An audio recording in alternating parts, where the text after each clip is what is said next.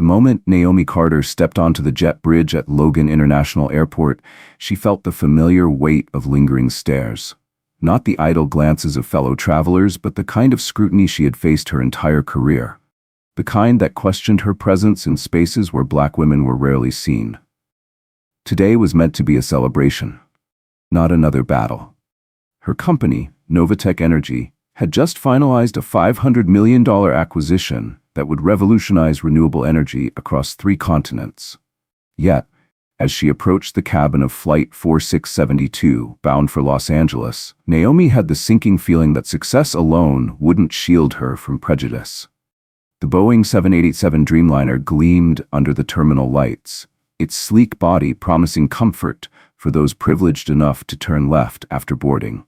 Adjusting her silk scarf and smoothing her tailored navy blazer, Naomi reached into her pocket where her hand-stitched business cards rested. Not that she needed them anymore. At 43, she had built Novatech from a struggling startup into a Fortune 500 powerhouse, transforming from a girl who once shared a 2-bedroom apartment with 6 families in West Baltimore into one of the most influential executives in the tech industry. First-class boarding for Flight 4672 is now complete. We now welcome our business-class passengers. The intercom announcement rang out as Naomi approached the gate. She had timed her arrival strategically, a habit formed over the years to avoid the uncomfortable scrutiny of premium lounges. She handed her boarding pass to the gate agent, a young man with a polished but insincere smile. "Good afternoon, Miss Carter," he said, hesitating slightly before her name. "It looks like there's a small issue with your ticket." Naomi's jaw tightened. What kind of issue? The agent's fingers tapped nervously on the scanner. "Well, it appears our first-class cabin is already fully boarded. Perhaps you'd be more comfortable waiting in economy while we sort this out." The words hung in the air, heavy with the unspoken message she had heard countless times before. It had happened at executive retreats, venture capital meetings, and now, apparently, at Gate D14. "My ticket clearly states Seat 2A, First Class," Naomi said, voice steady but firm. "I booked it 3 months ago." She pulled out her phone, opening the airline's app to display her confirmed reservation. The agent barely glanced at it. "I understand, ma'am, but there seems to be a discrepancy in our system. If you could just wait in economy," Naomi cut him off. "Is there an issue with my ticket that didn't exist for the other first-class passengers?" Before the agent could respond, a flight attendant appeared behind him, an older woman with silver-streaked hair pulled into a neat bun. Her name tag read Evelyn Monroe, Senior Cabin Manager. "Everything all right, Jason?" she asked, her gaze flicking between Naomi and the gate agent. "Miss Carter believes she has a first-class ticket, but the manifest shows—" "I don't believe I have a first-class ticket," Naomi interrupted. "I do have one." She extended both her phone and printed boarding pass. "Seat 2A. Evelyn took the ticket and examined it with narrowed eyes. "I see. Well, there must be some mistake. The first-class cabin is full and we're preparing for departure. Perhaps you could wait in economy until we sort this out?" It was the 3rd time they had suggested she belonged in economy. Naomi felt a familiar heat rise in her chest, not anger, but a quiet, unwavering resolve. She had built her career by turning obstacles into opportunities, and today would be no different. "I'd like to speak with your supervisor," she said calmly. Evelyn's polite smile tightened. "I am the senior cabin manager on this flight, Miss Carter. If you're unwilling to cooperate, I'm afraid we have other passengers to board."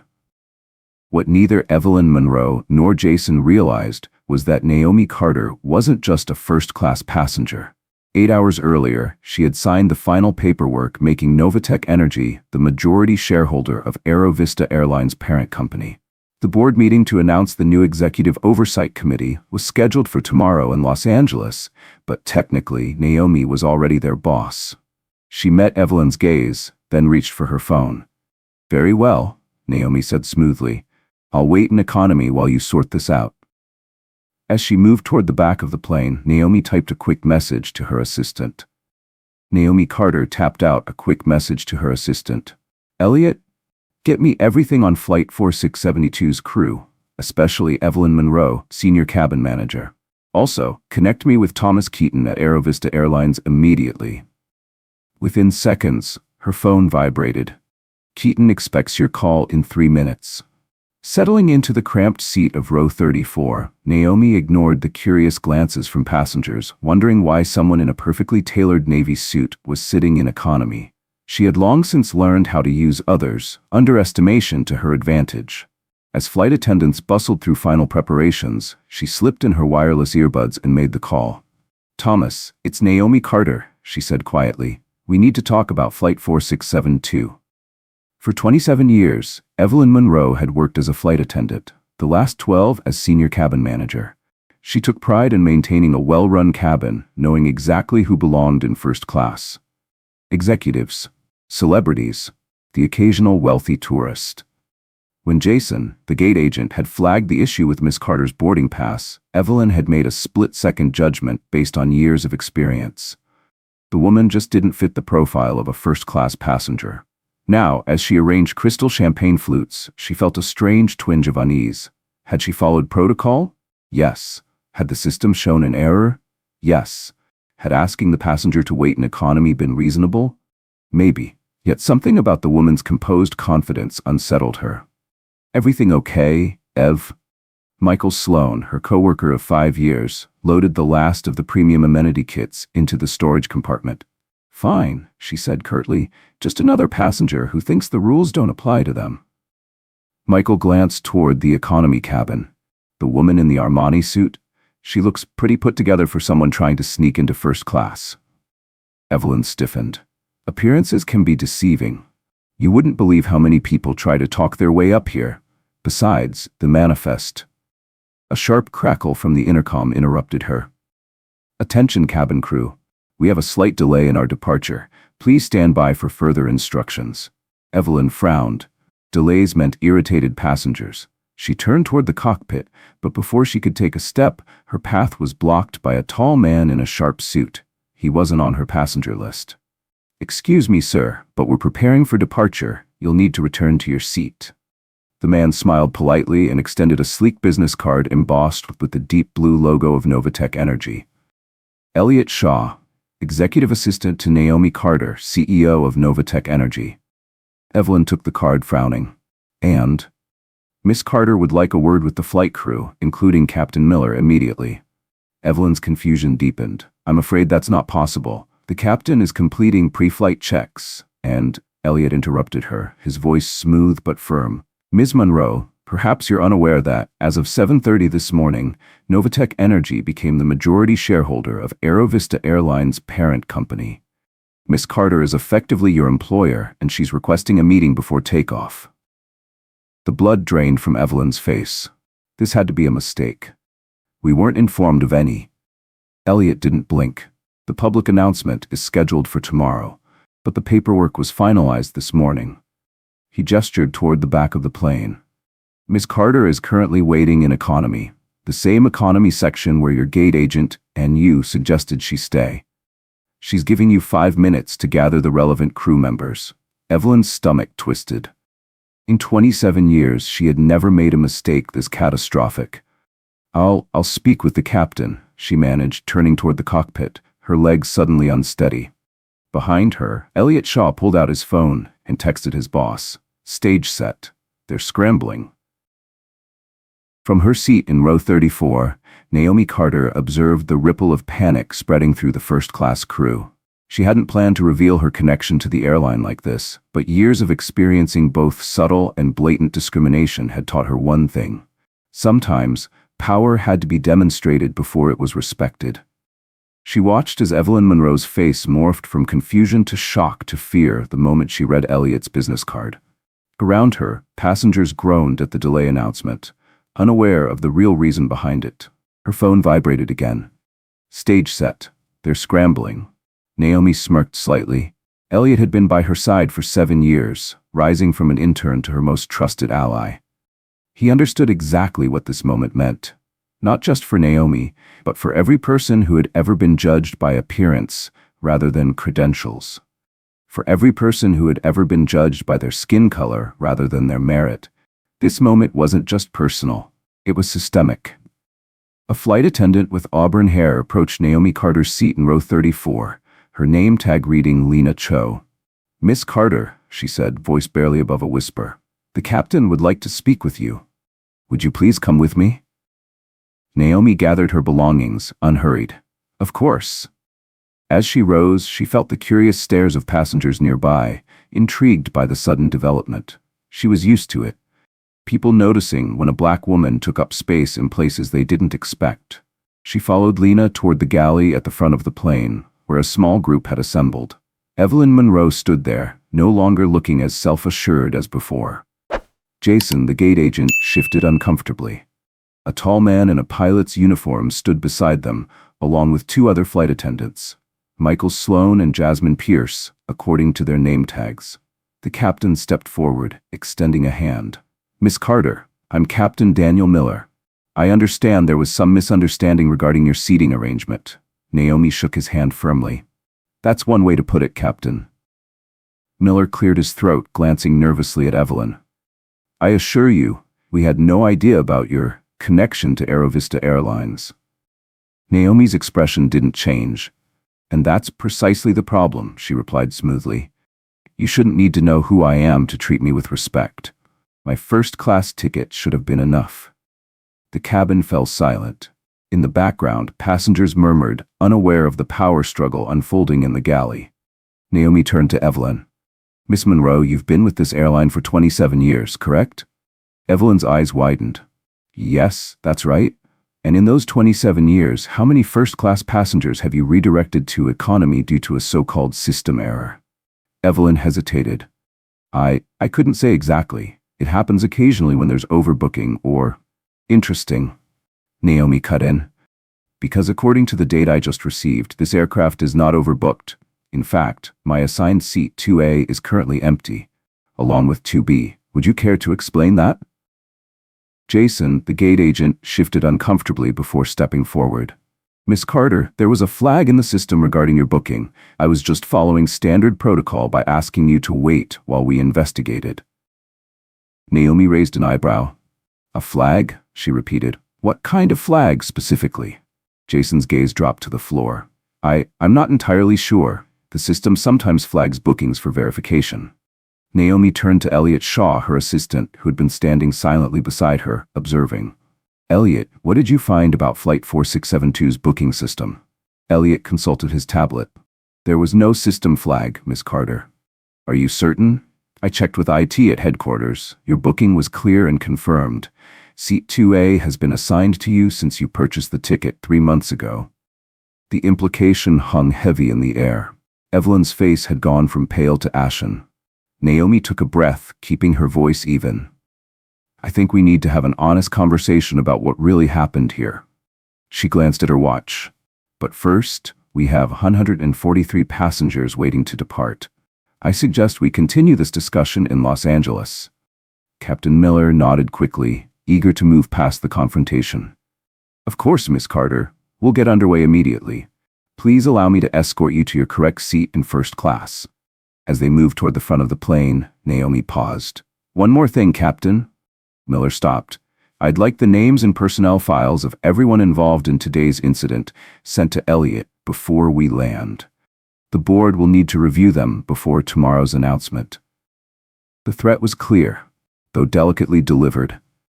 Naomi settled into seat 2A, accepting a glass of champagne from a visibly nervous Michael Sloan. "Ladies and gentlemen," Captain Miller's voice echoed through the cabin moments later.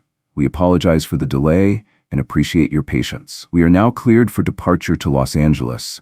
Flight time today will be approximately 4 hours and 15 minutes.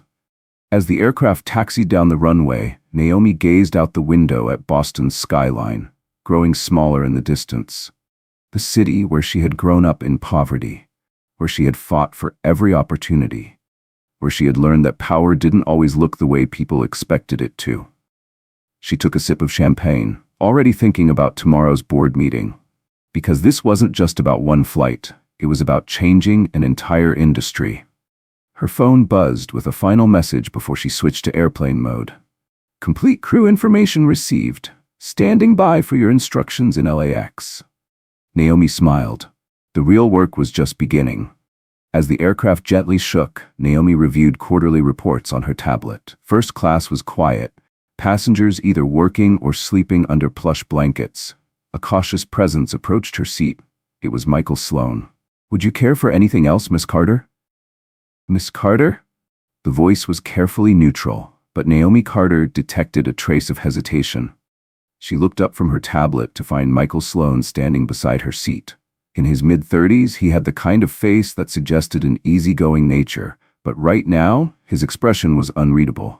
"Actually, I would like something," Naomi said, setting aside her report. "Your perspective, Mr. Sloane." Michael blinked. "My perspective?" "Yes." She studied him. "You've worked with Miss Monroe for 5 years. In your opinion, was what happened today unusual? Or is it standard procedure?" Michael's eyes flicked toward the galley, where Evelyn Monroe was mechanically inventorying supplies, her posture stiff. "I'm not sure I should." "This isn't a trick question," Naomi assured him, "and your honesty might help me understand the bigger picture." Michael hesitated, then lowered his voice. "It's not the first time I've seen a passenger reassigned without a clear reason." Naomi held his gaze. "Passengers with certain characteristics?" she pressed. Michael met her directly in the eyes for the first time. "Yes," Naomi nodded. "Thank you for your candor, Mr. Sloane." She handed him her empty champagne glass. "That will be all for now." As Michael retreated, Naomi turned her thoughts to the larger implications. This wasn't just about one flight. It wasn't even just about one crew. It was about an entire culture, where bias had been so deeply embedded that those who benefited from it barely noticed, and those affected by it had no choice but to endure it. Elliot Shaw was conducting his own quiet investigation. He moved through the plane, striking up casual conversations with flight attendants, noting who hesitated before answering, who spoke too quickly, and who was too comfortable with the status quo. Naomi had taught him long ago that people reveal the most when they don't realize they're being evaluated. By the time they landed, she would have a full picture, not the sanitized version from corporate reports, but the real truth of how this airline operated. The captain's voice crackled over the intercom. "Ladies and gentlemen, as we prepare for landing, I'd like to take a moment to thank you for flying with us today. We should be on the ground in approximately 20 minutes. Naomi fastened her seatbelt, watching as the California coastline appeared through thin wisps of clouds. Los Angeles had been good to her. Novatech's headquarters in Silicon Beach had flourished, thriving in an environment built on innovation and disruption. Now, her influence would extend beyond tech into transportation, creating opportunities to address discrimination in yet another industry. As the plane touched down at LAX, Naomi made her decision. The meeting waiting for her in the terminal wouldn't just determine the fate of a handful of employees. It had the potential to reshape the experiences of countless passengers, many of whom would never even know her name. "Ladies and gentlemen, welcome to Los Angeles International Airport." The announcement came from Jasmine Pierce, her voice betraying no awareness of the storm about to break. The local time is 4:17 p.m., and the temperature is a pleasant 72 degrees. Please remain seated with your seatbelts fastened until the captain has turned off the fasten seatbelt sign. As passengers gathered their belongings, Naomi received a text message confirming that Thomas Keaton, CEO of Aerovista Airlines, was waiting in the executive lounge. She had specifically requested his presence. His reaction to today's events would reveal whether he was an ally or an obstacle. As first-class passengers disembarked, Captain Miller stood near the cockpit door, offering his usual polished farewells. But when Naomi approached, he stiffened. "Miss Carter, I want to personally apologize again for the confusion earlier. I hope the rest of your flight was comfortable." Naomi's smile was polite. "The flight was fine, Captain." Then her tone hardened slightly. "I'd like you and your senior crew to join me in the executive lounge, immediately." Miller's smile faltered. "Of course, we'll be there as soon as we complete our post-flight duties." "No, Captain." Naomi didn't raise her voice, but the authority in her tone was unmistakable. "Replacement crew has already been arranged for your return flight." She strode down the jet bridge, Elliot falling into step beside her. "Keaton is waiting," Elliot murmured. "Seems nervous." "He should be," Naomi replied. Her heels clicked sharply against the polished floor of the terminal as she moved with purpose. "What did you learn?" Elliot's expression darkened. "It's worse than we thought." "Go on." Evelyn Monroe has a reputation for something the staff calls profile correction. Naomi's brow furrowed. Explain.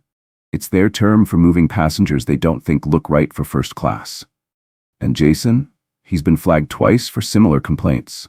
No disciplinary action was ever taken. Jasmine? New. Only 6 months on the job, likely uninvolved. Michael? He's filed 2 internal complaints about discriminatory practices. And he was told to focus on his duties. Naomi's jaw tightened as they navigated the crowded concourse. And Captain Miller? 15 years with the airline. No direct complaints against him, but he's known for letting his crew handle passenger issues without interference. Naomi exhaled slowly. In other words, he looks the other way. Elliot nodded.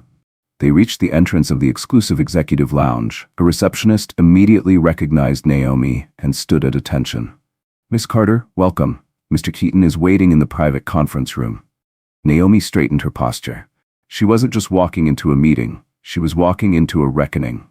The receptionist at the entrance of the Aerovista Executive Lounge immediately recognized Naomi Carter. Miss Carter, welcome. Mr. Keaton is waiting in the private conference room. The room was designed to impress. Floor-to-ceiling windows overlooked the runway, while sleek modern furnishings conveyed a sense of power and exclusivity. As Naomi entered, Thomas Keaton rose from his chair. Tall, in his early 50s, with silver hair and a posture of practiced confidence, he had the look of a man accustomed to being the most important person in the room. Naomi, he greeted her, extending a hand. I must say, this is an unexpected way to begin our partnership.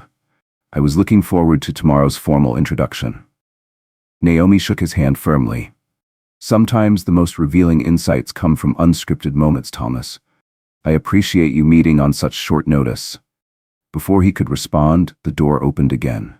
Evelyn Monroe entered, followed by Captain Daniel Miller, Jason the gate agent, and 2 flight attendants. Their expressions ranged from apprehensive to outright fearful as they took their seats around the conference table. Naomi remained standing, her command of the room undeniable, after years of leading one of the most disruptive tech companies in the world. I've asked you here because what happened today represents a critical failure, not just in customer service, but in basic human decency and corporate values. Thomas frowned. Naomi, perhaps we should discuss this privately before. No, Thomas. This is exactly why I wanted everyone present. She turned her gaze to the crew, her voice measured but firm. I was directed to economy despite having a confirmed first-class ticket. When I asked why, I was given vague explanations about system errors that didn't exist. What none of you knew was that I had just become your boss. She let that sink in. A heavy silence filled the room. But here's what's truly troubling, Naomi continued.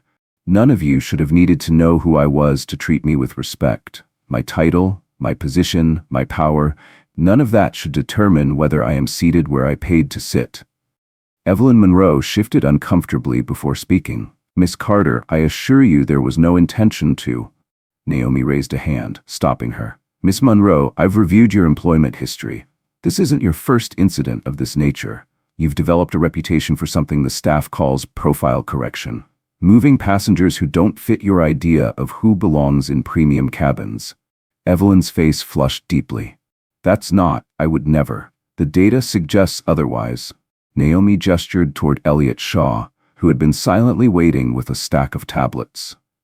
These are reports compiled from customer complaints, internal reviews, and staff interviews conducted over the past hour. They reveal a consistent pattern, one that can't be brushed off as coincidence or misunderstanding. The crew members took the tablets. Jason's face paled as he scrolled.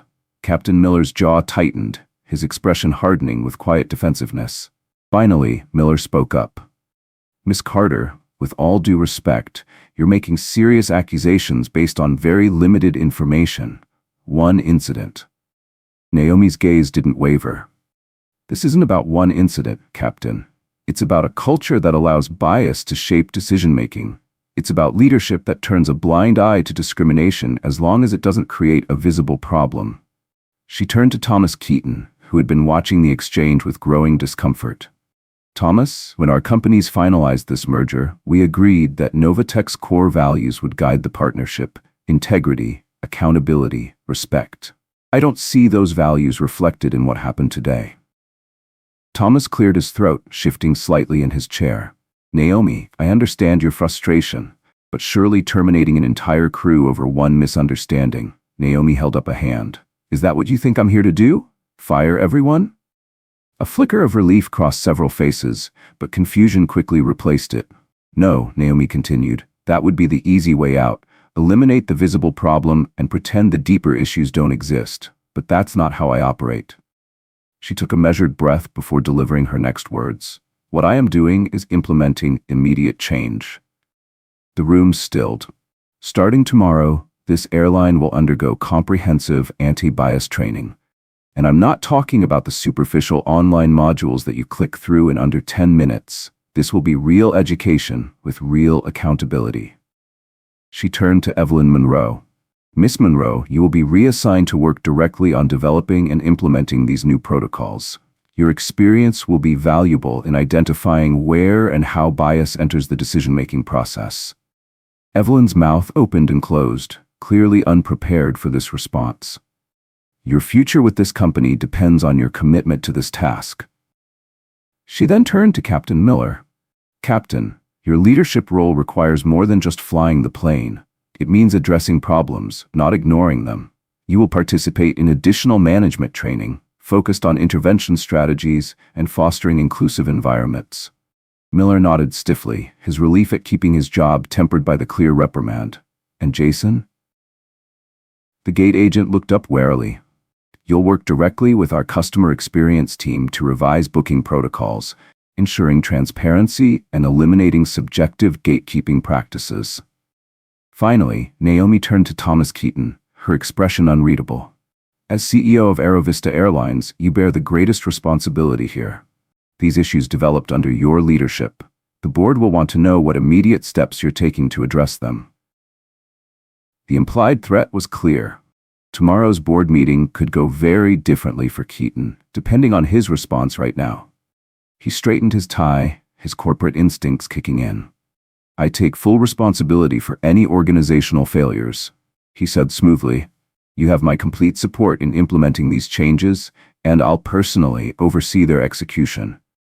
He paused, then added, I appreciate your measured approach to the situation. Naomi knew what that meant. He was relieved she wasn't firing people on the spot. But she didn't need genuine commitment from him, just compliance. She took a final look around the room. I don't want apologies. I want action. Show me, through your work, that you understand why today matters. Not just for me, but for every passenger who has ever been judged by their appearance rather than their ticket. She gathered her belongings, signaling the meeting's end. Elliot will coordinate the details of your assignments. I expect preliminary implementation plans on my desk by the end of the week. As she turned to leave, Michael Sloan, who had remained silent throughout the meeting, spoke unexpectedly. Miss Carter, thank you for not just firing us. Most executives would have. Naomi paused at the door. I didn't build a company by discarding potential assets, Mr. Sloan. The people who understand the problem best are often the ones who have been part of it. Use that knowledge wisely. Then, without another word, she walked out. Naomi Carter turned to Michael Sloan and Jasmine Pierce, her expression steady. Mr. Sloan, your previous attempts to address these issues internally showed integrity. You'll be joining our newly formed ethics committee as a flight crew representative. Michael's eyes flickered with surprise, but he nodded. Miss Pierce, as a newer employee, you have a unique opportunity here. Instead of adapting to problematic norms, you can help shape the culture going forward. Jasmine straightened in her seat, clearly understanding the weight of the moment. Finally, Naomi turned to Thomas Keaton. Thomas, as CEO of Aerovista Airlines, you hold the most significant responsibility here. These issues developed under your leadership. The board will expect immediate steps to address them, beyond the measures I've already outlined. The implied threat was clear. Tomorrow's board meeting could go very differently for Keaton, depending on his response. His corporate instincts kicked in, and he straightened his tie before speaking. Naomi, I take full responsibility for any organizational failures. You have my complete support for these changes, and I'll personally oversee their implementation. He paused, then added with carefully measured words, I appreciate your measured approach to this situation. Naomi gave a slight nod. She knew his primary concern wasn't meaningful change, it was protecting his position. That was fine. She didn't need his conviction. She just needed his compliance. She addressed the entire group one last time. I don't want apologies, I want action. Show me, through your work, that you understand why today matters. Not just for me, but for every passenger who has ever been judged by appearance rather than their ticket. She gathered her belongings, signaling the meeting's end.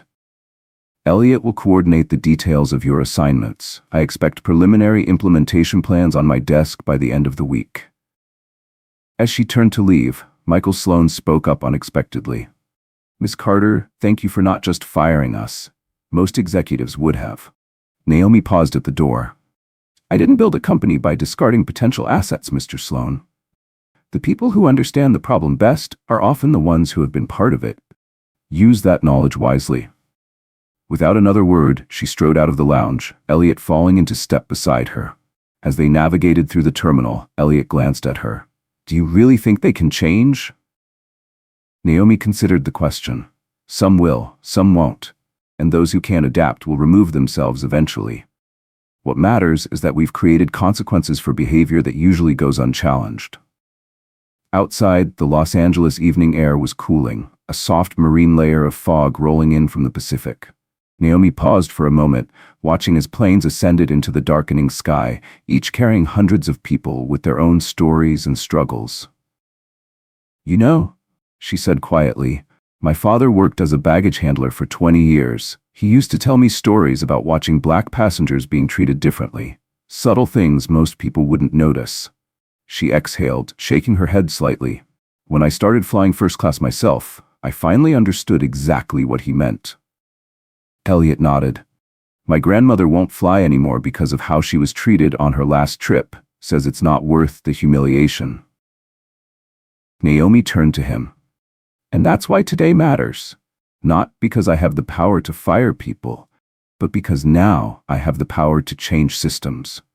The car pulled up, and as they slid into the back seat, Naomi glanced back at the terminal one last time. Tomorrow's board meeting would officially confirm Novatech's acquisition of Aerovista Airlines. But the real work had already begun. This wasn't just about corporate structure. It was about transforming the daily interactions that shaped the experiences of countless passengers. For Naomi Carter, who had climbed from a small apartment in West Baltimore to the boardroom, this was just another step in a lifelong mission, ensuring that others wouldn't face the same barriers she had. This wasn't just about a seat assignment. It was about who gets to occupy spaces of privilege and who gets to decide. The penthouse suite at the Ritz-Carlton Los Angeles offered panoramic views of the city lights reflecting off the bay. Naomi stood at the floor-to-ceiling window, phone pressed to her ear as she finalized details for tomorrow's board meeting. Across the room, Elliot organized briefing documents, fielding emails from executives around the world, many of whom had already heard whispers of the airline incident. Yes, Eliana, the press release is approved. Naomi said to her communications director, just make sure the emphasis remains on the acquisition's strategic. She paused, glancing at her tablet, where a breaking news alert flashed across the screen. She clicked the link.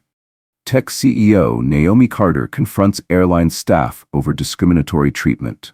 The headline was vague, but she knew how quickly these stories could spiral out of control. She forwarded the link to Eliana with a simple message. Monitor this, no comment for now. Elliot, noticing the furrow in her brow, spoke up. News travels fast? Naomi exhaled. Someone from the flight must have recognized me. By morning, there'll be a dozen different versions of what happened. Is that a problem for the board meeting? Elliot asked. Naomi thought for a moment. Not necessarily. It might actually be an opportunity. She moved away from the window, exchanging her blazer for a soft cashmere sweater. Despite the luxury surrounding her, she never took these comforts for granted. She remembered the small, cramped apartment she grew up in, the one where her mother worked double shifts as a hospital aide to make ends meet. She remembered Chicago winters with unreliable heating. She remembered watching her father come home exhausted from the airport, his uniform stained from long hours of lifting luggage. Those experiences had shaped her.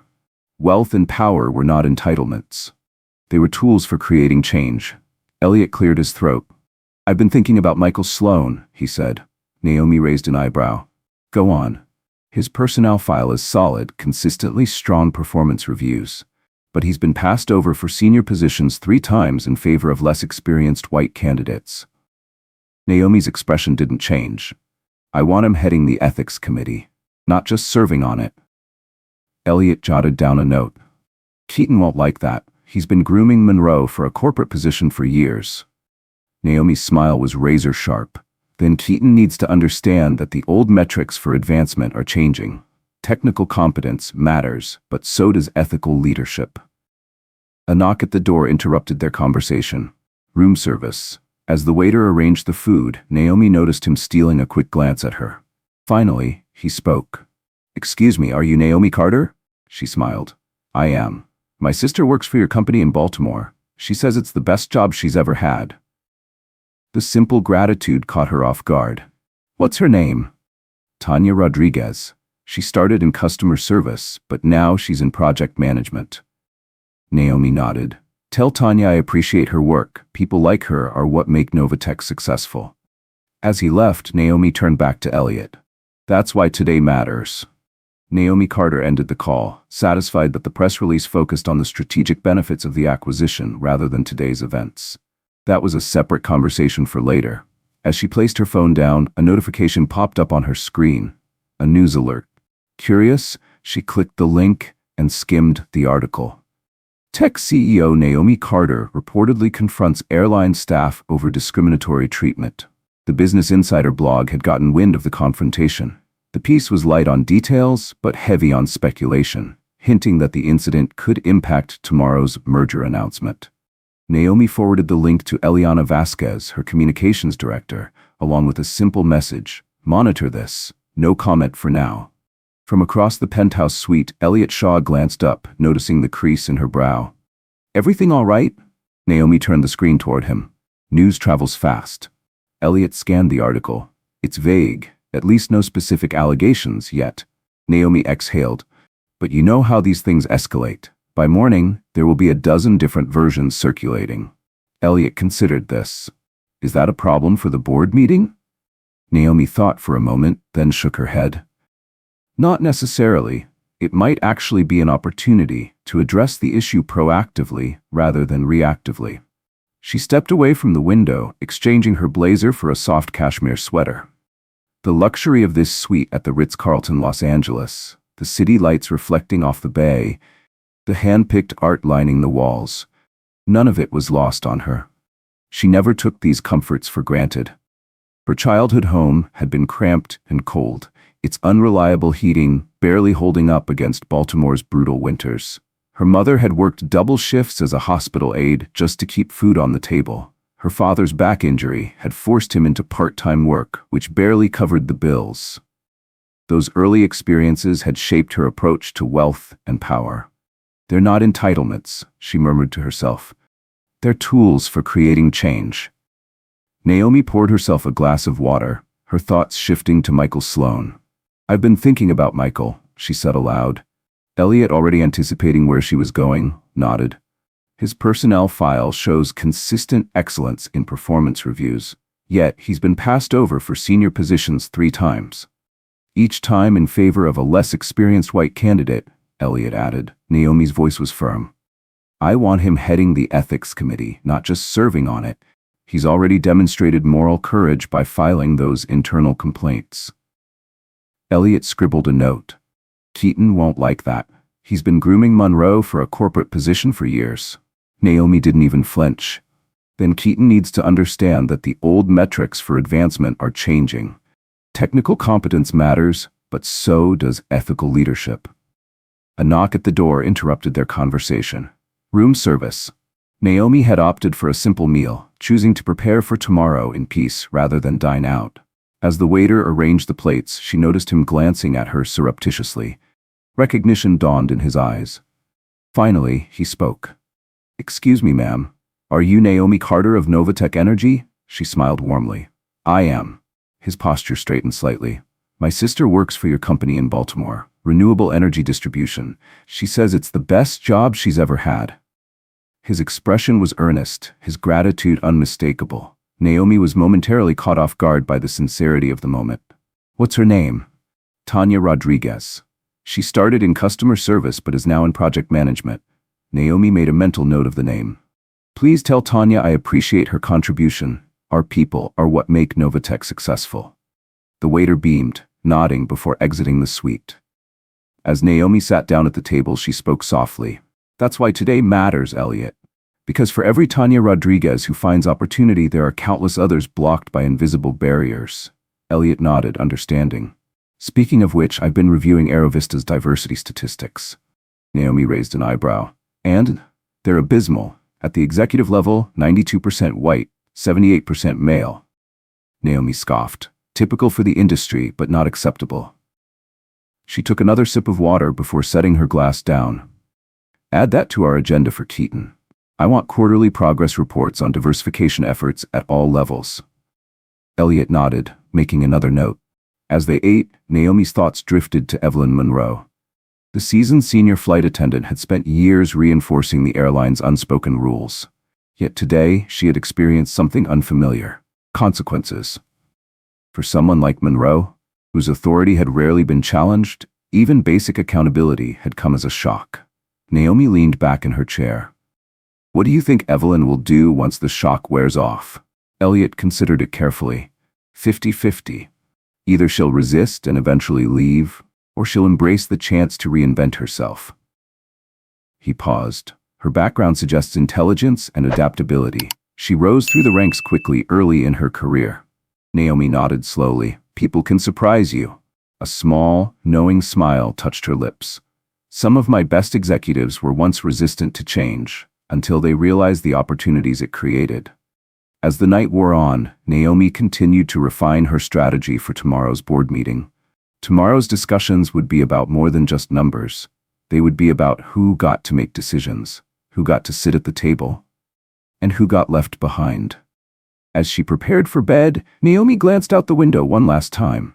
The city stretched before her, a vast network of lives, ambitions, and untold stories. She had spent her entire career breaking barriers, and she wasn't stopping now. Tomorrow, she wouldn't just be finalizing an acquisition. She would be rewriting the rules of an industry, one policy at a time, one decision at a time, one seat at a time. After dinner, Naomi Carter and Elliot Shaw worked late into the night, finalizing preparations for the board meeting. It was well past midnight when Elliot began gathering his materials to retire to his own room. Before he left, Naomi handed him a folder, one she had been working on separately. Elliot opened it, scanning the title, Inclusive Excellence Initiative, a long-term vision for transforming Aerovista Airlines. He glanced at her, eyebrows raised. This goes way beyond anti-bias training. Naomi nodded. Because training alone won't create lasting change. We need structural reforms, real accountability metrics and incentives that align with our inclusion goals. She tapped the folder. I want your thoughts on this before we present it to the board in Phase 2. Elliot flipped through the comprehensive strategy, eyes widening as he took in the scope of her plan. This wasn't just about fixing one airline. This was about rewriting an entire industry. After Elliot left, Naomi stood alone at the floor-to-ceiling window of her penthouse suite. Below her, Los Angeles glittered, a city built on innovation and reinvention. Tomorrow, she would announce Novatech's expansion into a new industry. But her ambitions extended far beyond corporate growth. She didn't just want to change who occupied seats of power. She wanted to change how that power was used. Her phone vibrated with a text. Mom, saw the news about the airline. You okay, baby girl? Even at 42, even as a CEO worth billions, she was still baby girl to Evelyn Carter. Naomi smiled as she typed her reply. More than okay, Mom. Doing exactly what you taught me, standing my ground and making a difference. Her mother's response came almost instantly. Proud of you. Always have been. Naomi set her phone down, feeling centered by the brief exchange. Tomorrow would bring skeptical board members, probing journalists, and nervous executives.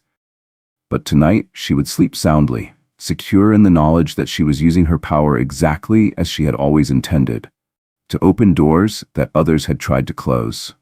The boardroom at Novatech's Silicon Beach headquarters was a testament to the company's values.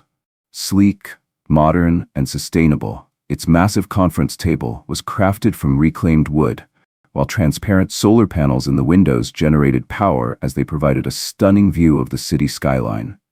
Naomi sat at the head of the table, reviewing her final presentation materials as executives and board members from both Novatech Energy and Aerovista Airlines filed in. The mood was tense with anticipation. News of yesterday's confrontation had spread. Though the details remained vague in public reporting, it was clear that something had happened, and that it couldn't be ignored. Thomas Keaton entered with forced confidence, flanked by his senior leadership team. His smile didn't quite reach his eyes as he approached. "Quite the media buzz this morning," he said quietly. "Our PR teams have been fielding calls since dawn." Naomi's expression remained calm. "I'm not concerned. The acquisition speaks for itself. Any other narratives are secondary." Keaton seemed about to say more, but the arrival of the remaining board members prompted Naomi to call the meeting to order. The formal proceedings began with standard business: approval of minutes, financial updates, legal confirmations of the completed acquisition. Then, Naomi stood to address the assembled leadership. Today marks not just a business transaction, but a strategic evolution for both of our companies. She moved seamlessly into her presentation, outlining how Novatech's expertise in renewable energy combined with Aerovista's transportation network could create unprecedented opportunities for sustainable travel. She walked them through the data-driven strategy, reducing carbon emissions through fleet modernization, increasing operational efficiency using smart grid energy solutions, expanding market advantages through sustainability-driven innovation. The financial projections were conservative yet impressive, showing steady growth and strong returns. As she concluded the formal presentation, she paused, scanning the faces around the table. "Now I'd like to address something else. Some of you may have heard about an incident on one of Aerovista's flights yesterday." Murmurs spread across the room. Keaton shifted uncomfortably in his seat. Naomi didn't wait for speculation to take hold. Rather than allowing rumors to circulate, "Let me be direct. I experienced firsthand a failure in customer service that reflects broader cultural issues within the airline industry." The room fell silent. Some board members looked shocked. Others looked embarrassed. A few nodded in grim understanding. As a black woman traveling in first class, I was redirected to economy despite having a confirmed reservation. This was not an isolated incident, but part of a documented pattern, and it will be addressed. She let the weight of her words settle over the table. Then, her voice shifted, calm but unwavering. "I chose to use this experience constructively. Rather than simply terminating the staff involved, we are implementing comprehensive reforms to address the underlying issues." She glanced toward Keaton. "Thomas and I have already begun this process." Keaton gave a stiff nod, but Naomi could see the unease in his expression. She wasn't just restructuring a company, she was reshaping an industry. And some people in the room were just now realizing what that meant. Thomas Keaton rose smoothly from his seat, years of corporate diplomacy guiding his every move. "Naomi's leadership in this situation has been exemplary," he stated, voice even and professional. "What could have been merely punitive has instead become transformative. Our preliminary action plan includes enhanced training, revised protocols, and new accountability structures to ensure all passengers receive equitable treatment." Naomi listened carefully, noting the calculated distance Keaton was putting between himself and the original problem. It was skillfully done, supporting the initiatives while subtly absolving himself of responsibility. But she wasn't looking for polished statements. She was looking for real change. Across the room, Eliana Vasquez, Novatech's communications director, raised her hand. "I recommend we address this proactively with the press. Position it as part of our broader commitment to creating an inclusive travel experience that aligns with Novatech's values." Naomi nodded. "Agreed. But the focus should remain on systemic change, not individual incidents. We're not looking for scapegoats. We're looking to transform culture." The discussion continued for nearly an hour.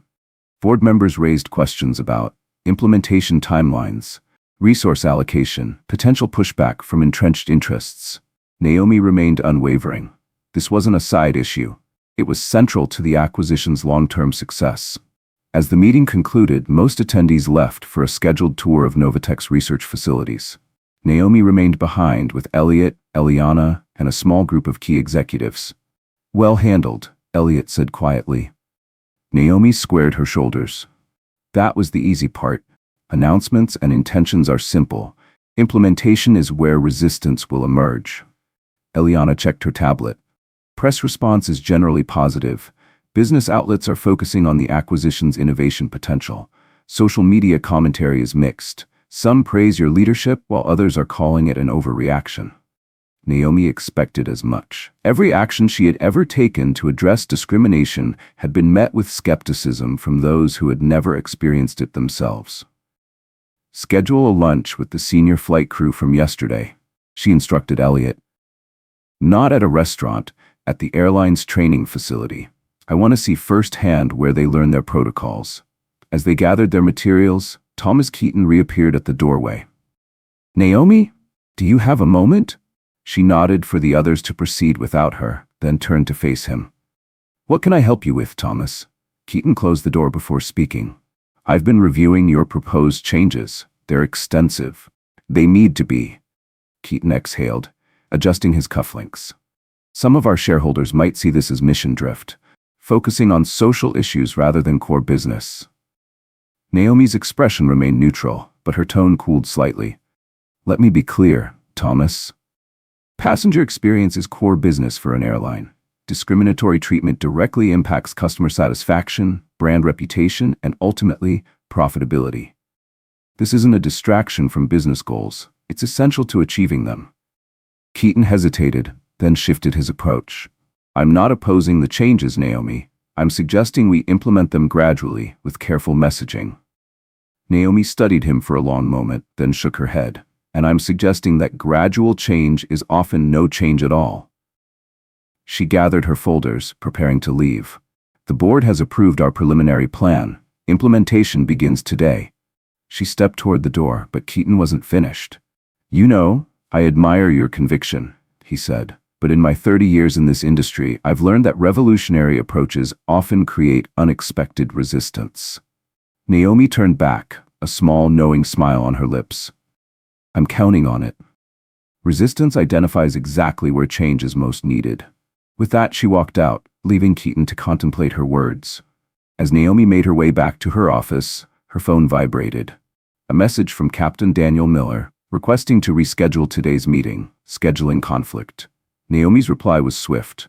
"Denied. Meeting proceeds as planned. Your presence is non-negotiable." She put her phone away, unfazed. The pushback had begun. Good. At least now she knew where the resistance was coming from. The airline's training facility sat in a nondescript building near LAX, its plain exterior hiding the sophisticated equipment inside. Naomi arrived precisely on time, with Elliot and Eliana beside her. She wasn't here for a photo op. She was here to see where the culture had been shaped, and where it needed to change.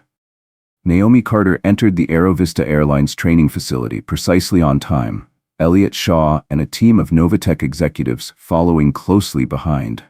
They were here to do more than observe. They were here to expose and dismantle a broken system. In the lobby, Michael Sloan was waiting to greet them, an unexpected but welcome sight.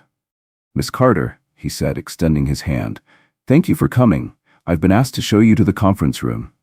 Naomi raised an eyebrow. "Asked by whom?" A voice came from behind them. "By me." They turned to see Evelyn Monroe, her posture rigid, but her expression resolute. "I took the liberty of arranging today's setup. I thought you might appreciate seeing our training modules firsthand." Naomi studied her, noting the shift in demeanor. Gone was the defensive hostility from the day before. What remained was something more complex, a mix of determination and genuine introspection. "That's initiative I hadn't expected, Miss Monroe. Thank you." Evelyn gave a short, businesslike nod. "After our meeting yesterday, I spent some time reviewing the materials you provided. The pattern is difficult to deny once it's presented comprehensively." Naomi said nothing, but she made a note of the subtle shift. Resistance was turning into reluctant acceptance. and that was where real change began. As they entered the conference room, Naomi immediately noted Captain Daniel Miller's presence. His body language was tense, his arms crossed, a man who had been forced to be here rather than choosing to attend. Jason, the gate agent, sat beside him, his gaze fixed on the table. Jasmine Pierce, the young flight attendant, sat attentively. A few other crew members Naomi didn't recognize were also present. At the far end of the room, Thomas Keaton was already there, engaged in hushed conversation with several airline executives. Naomi set her briefcase on the table and looked around. "Before we begin, I want to clarify today's purpose." Her voice was calm but firm. "This isn't a disciplinary meeting. It's not a performance review. We're here to understand how training currently works and how it needs to change." She turned to Evelyn Monroe. "Since you arranged this, perhaps you could start by showing us a typical training module related to passenger interactions." Evelyn stepped to the computer, connecting it to a large screen.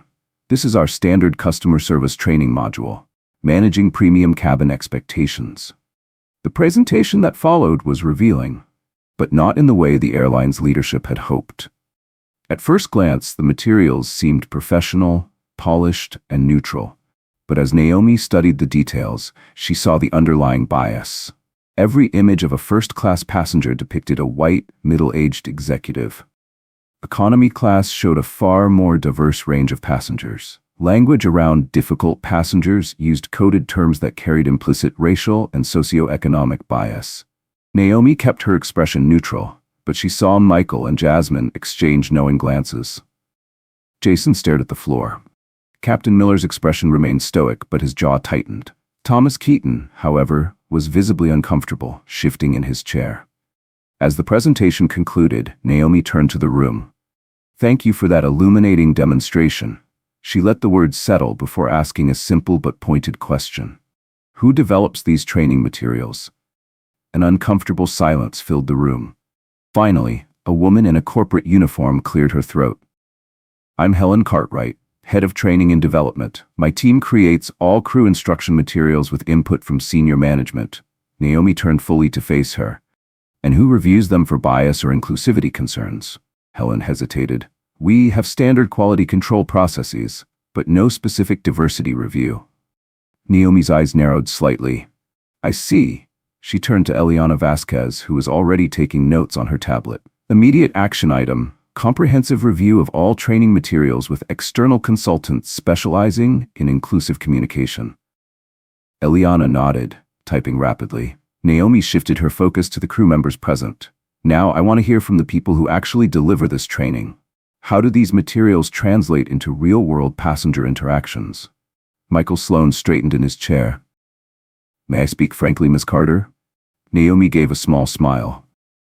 "That's exactly what I'm asking for, Mr. Sloan." Michael exhaled before continuing. "The training creates what we informally call the profile, an image of who belongs in which cabin. It's never stated outright, but it's reinforced through examples, images, and instructor comments. Over time, crews develop shortcuts for identifying passengers who match or don't match the profile." Several airline executives shifted uncomfortably in their seats. Naomi remained steady. "Go on." Michael's gaze flickered toward Captain Miller before he continued. "When someone doesn't match the profile, crew members are more likely to question their presence in premium cabins. We double-check their tickets, ask for ID verification, suggest that there might be a mistake with their seat." Captain Miller finally spoke up, his tone sharp. "That's an oversimplification. Our crews deal with hundreds of passengers daily. We make split-second assessments based on multiple factors." Naomi turned to him. "What factors specifically, Captain?" Miller hesitated. "Behavior, attire, familiarity with premium class procedures." Naomi's expression didn't change. "All of which are subjective criteria. All of which are open to interpretation through biased lenses." A heavy silence followed. Then Evelyn Monroe spoke up, to everyone's surprise. "He's not entirely wrong about the need for quick assessments." All eyes turned to her. She took a deep breath before continuing. "But neither is Mr. Sloan wrong about the profile. I've been in this industry for 27 years. When I started, the profile was a lot more explicit." She glanced at Helen Cartwright. In my early years, instructors would actually say things like, "First-class passengers look like this," while showing pictures of white businessmen.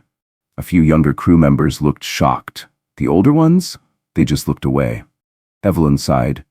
The training has become more subtle over the years, but the underlying message hasn't changed much. And those of us who've been here a long time, we internalize those early lessons. Naomi didn't rush to fill the silence. She let Evelyn's words settle. Then, finally, she spoke. "Thank you for your honesty, Miss Monroe." She turned to face the room at large.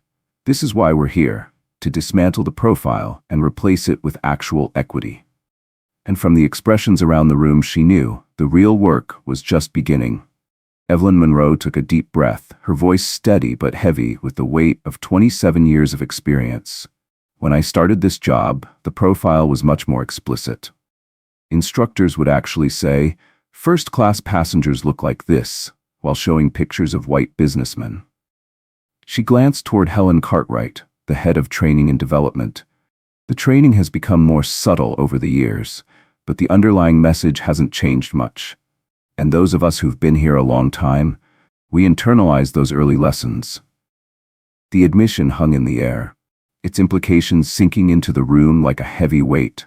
Naomi Carter noted the mixture of surprise and respect on the faces of the younger crew members. Clearly, such candor from Monroe was unexpected. Naomi nodded. "Thank you for your honesty, Miss Monroe. That's exactly the kind of institutional knowledge we need to access, if we're going to create meaningful change." From the far end of the table, Thomas Keaton cleared his throat. "While this discussion is enlightening," he said carefully, "perhaps we should focus on forward-looking solutions rather than historical practices." Naomi fixed him with a steady gaze. "Thomas, you can't solve a problem you don't fully understand. The history matters because it shows how deeply ingrained these patterns are." She turned back to the entire room. "Here's what happens next." Her voice carried absolute authority. There would be no debate. First, a complete review and revision of all training materials with expert consultation. Second, the establishment of clear, objective criteria for passenger interactions, eliminating subjective profiling. Third, the implementation of accountability metrics, tracking outcomes, not just intentions. Helen Cartwright protested immediately. "That's a massive undertaking." Naomi didn't waver. "Yes, it is, and it's non-negotiable." She gestured toward the Novatech executives seated nearby. Novatech didn't acquire Aerovista Airlines just to maintain the status quo. She turned to Michael Sloan. "Mr. Sloan, you mentioned filing internal complaints in the past. What response did you receive?" Michael hesitated, his gaze flickering toward the executives in the room before answering. "I was told that my concerns were noted, but that customer satisfaction scores didn't indicate any systemic problems." The implication was clear. Don't rock the boat. Naomi tilted her head. "And did those satisfaction surveys specifically ask about potential bias or discriminatory treatment?" Michael exhaled. "No, they focused on general comfort, timeliness, and service quality." Naomi nodded knowingly. "Classic confirmation bias in assessment design. You only find what you're looking for." She stood, signaling a shift in the meeting's tone. "I've heard enough to confirm what I suspected." She let her gaze sweep the room, making brief but meaningful eye contact with each person. "The incident I experienced wasn't an anomaly. It was the predictable outcome of systemic issues that have been normalized over decades. Everyone in this room now has a choice." She let the words settle. "You can embrace the coming changes and help shape a more inclusive future for this airline. Or you can resist and be left behind. There is no third option." A profound silence followed. Then, unexpectedly, Evelyn Monroe spoke again. Her voice was quieter this time, but just as resolute. "I'd like to be part of the solution." The room turned toward her. "I've spent my entire career in this industry. I know where the problems are because I've been part of perpetuating them." She exhaled. "That knowledge could be valuable in creating change." Naomi studied her thoughtfully. "That's exactly why I reassigned you rather than terminating your employment, Miss Monroe. Sometimes the most effective agents of change are those who understand the system from within." A shift was happening in real time. Some people in the room had crossed a line. They were now part of the solution rather than the problem. Naomi intended to make sure the rest followed suit. As the meeting concluded, Naomi pulled Michael Sloan aside. "Your candor today was noteworthy, Mr. Sloan." Michael gave a small, uneasy nod. "Thank you, Miss Carter, though I'm not sure it will make me very popular with management." Naomi smiled slightly, then handed him a business card. One with her private number written on the back. "Popularity isn't the goal, Michael. Integrity is." Michael looked at the card in disbelief as Naomi continued. "I'm promoting you to lead the ethics committee, effective immediately. You'll report directly to me until the new organizational structure is finalized." Michael stared at her for a moment, then straightened his shoulders. Thank you. I won't disappoint you." As the group dispersed, Naomi found herself face to face with Jasmine Pierce, the youngest flight attendant from the previous day's flight. Jasmine hesitated for a moment before speaking. "Miss Carter, I just wanted to say..."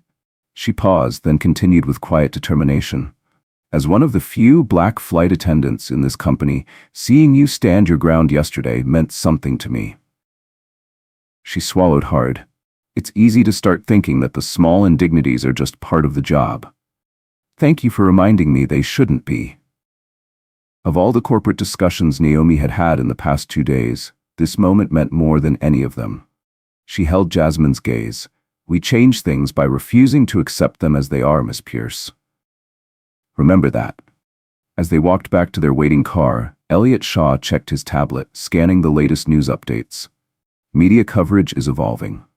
Industry analysts are calling the acquisition a potential watershed moment for airline culture. Social media response is overwhelmingly positive, with some passengers sharing their own experiences of discrimination while flying. Naomi simply nodded. She knew this wasn't just about one airline. This was about setting a precedent. The media response was growing. Passengers shared their own experiences of being mistreated or profiled while traveling. For many, Naomi Carter's stand had hit a nerve. But as expected, there was also pushback. Some grumbling about woke capital and social engineering, Elliot Shaw noted as he scrolled through the latest headlines. But nothing substantial. Meanwhile, Keaton's team was walking a careful line, publicly supporting the reforms while privately working to slow down expectations for implementation. Naomi wasn't surprised. "Change is always met with resistance," she said, settling into the car, "especially when it disrupts comfortable hierarchies." She gazed out the tinted window, watching as planes ascended into the clear blue sky, each one carrying hundreds of people with their own stories, their own experiences. For too long, those experiences had been shaped by invisible biases and unspoken rules about who belonged where. Now, she had the opportunity to rewrite those rules, not just for one flight, not just for one crew, for an entire industry. The car pulled away from the curb, heading toward Novatech's headquarters, where more meetings, negotiations, and strategy sessions awaited. Yet Naomi felt a sense of accomplishment that transcended corporate milestones. Yesterday's confrontation had been unexpected, a moment when personal indignity intersected with professional power.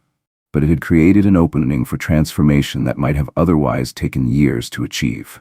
As Los Angeles skyline came into view, Naomi thought about her father, who had spent decades handling other people's luggage, treated as invisible. Her mother, who had taught her to stand tall in rooms where others expected her to shrink. The countless passengers who had accepted mistreatment as the price of mobility.